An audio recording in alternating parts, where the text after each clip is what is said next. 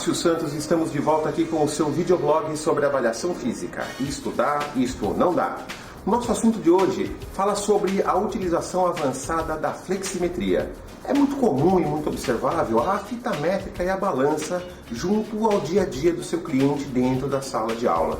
Mas menos comum é a utilização de outros processos de medição que são comuns à avaliação física, mas empregados de forma objetiva no dia a dia do seu cliente. Uma delas, muito importante, é a fleximetria. E a fleximetria, na verdade, não funciona simplesmente para sanar a curiosidade do seu cliente durante o processo de aula. Ela faz vista a duas frentes importantes dentro do seu dia a dia. A primeira frente diz respeito àquele momento no projeto do seu cliente, onde os movimentos precisam ocorrer dentro de um parâmetro determinado. Isso acontece quando ele está num processo de cinesioterapia, se recuperando através de uma lesão, ou então por uma característica específica de uma limitação que ele apresenta. O grande problema que nós encontramos dentro da sala de musculação de uma academia, diferente de uma clínica de fisioterapia, é que os equipamentos utilizados em fisioterapia possuem gradação do movimento que está sendo executado. Ou seja, numa extensão de joelhos, por exemplo, você consegue determinar quais são os parâmetros em graus do movimento que está ocorrendo. A necessidade dessa medição, a necessidade dessa quantificação, está diretamente relacionada ao sucesso do processo que está sendo imputado a este cliente. Ora veja, então, quando o cliente já consegue fazer movimento, ou seja, ele está num processo cinesioterápico de recuperação, neste momento, o profissional de educação física já encontra-se em condições de dar suporte técnico profissional a esta pessoa. A grande dificuldade é conseguir trabalhar dentro dos parâmetros fornecidos, tanto do ponto de vista clínico, quanto do ponto de vista fisioterápico. Mas pare e pense, qual é o grande empecilho de você treinar com esse seu cliente dentro de uma sala de musculação? Exatamente esse, a modulação do movimento. E como é que você faria isso utilizando o flexímetro? Bem, você sabe que o flexímetro ele consegue ter uma orientação gravitacional na sua medição. Então, basicamente, ele consegue ter um critério muito fácil de aplicação. Vamos imaginar um movimento específico, a extensão de joelhos, por exemplo. Como você faria para manter os parâmetros de segurança da extensão de joelho de um cliente seu que precisasse executá-la a 30 graus na extensão? Ok, então a primeira coisa que você faria seria aplicar o flexímetro no segmento distal da articulação que você deseja medir. No caso da articulação que nós temos que fazer a aferição de segurança ser o joelho, a colocação do flexímetro seria diretamente acima do tornozelo. No ponto zero de tensão, ou seja, no zero do movimento, o seu flexímetro tem a sua agulha zerada também. Você pede para que o seu cliente, então, execute o movimento cuidadosamente quando você observa o deslocamento da agulha até o ponto marcado e importante para essa extensão. No caso de 30 graus, você vai observar até a agulha marcar esses 30 graus. Daí você alertará o seu cliente com um pare, retorne o movimento ao zero, execute novamente, pare, retorna o movimento ao zero. Ok, aí você vai me perguntar, Márcio, eu vou precisar ficar o tempo todo olhando na agulha do flexímetro enquanto ele executa o movimento?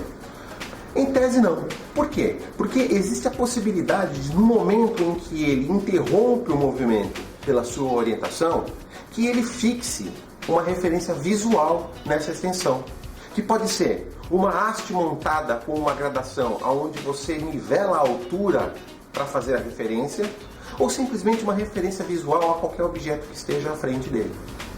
Então a repetição de 2 ou 3 vezes o movimento dentro da zona de limitação já será suficiente para que esse cliente tenha a ideia exatamente de até onde o movimento deve evoluir.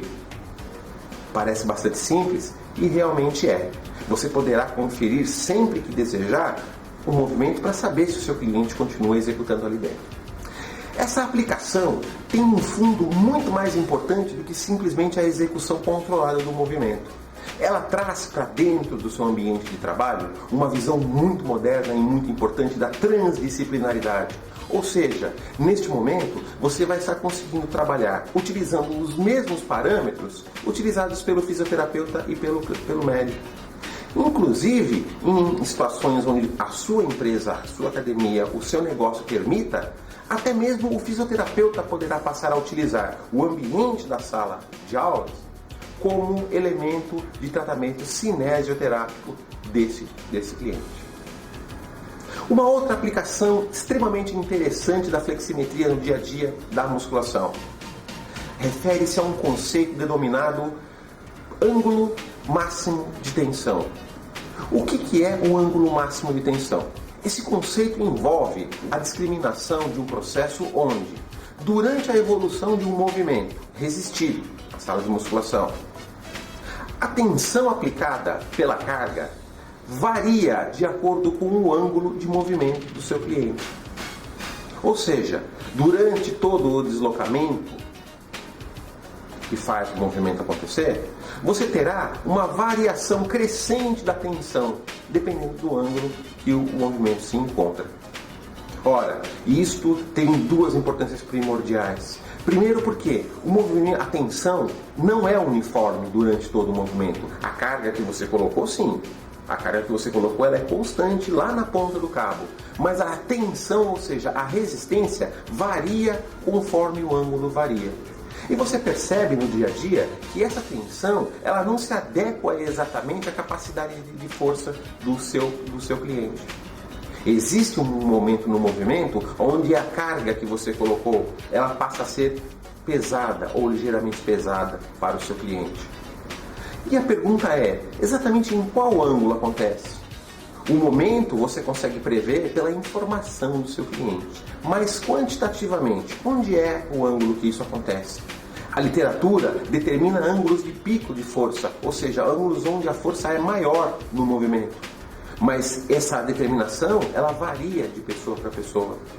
Utilizando o flexímetro, por exemplo, no movimento na polia superior ou no high pulley, você consegue determinar exatamente em qual momento esse ângulo crítico de tensão ocorre.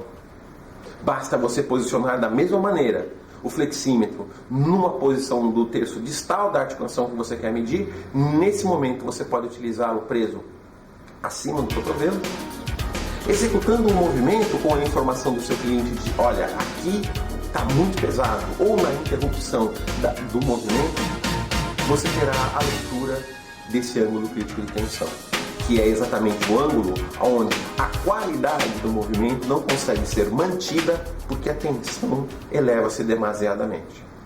Determinando esse ponto, você poderá ter a possibilidade de trabalhar adequadamente com essas duas fases, ou então entender a evolução deste ângulo crítico conforme o treinamento do seu cliente evolui. Está dada a dica, então, de como utilizar a fleximetria de uma maneira mais avançada dentro do cotidiano do seu cliente. Este é o seu blog sobre avaliação física. Isto dá, isto não dá, com mais essa dica para você. Até mais, nos vemos.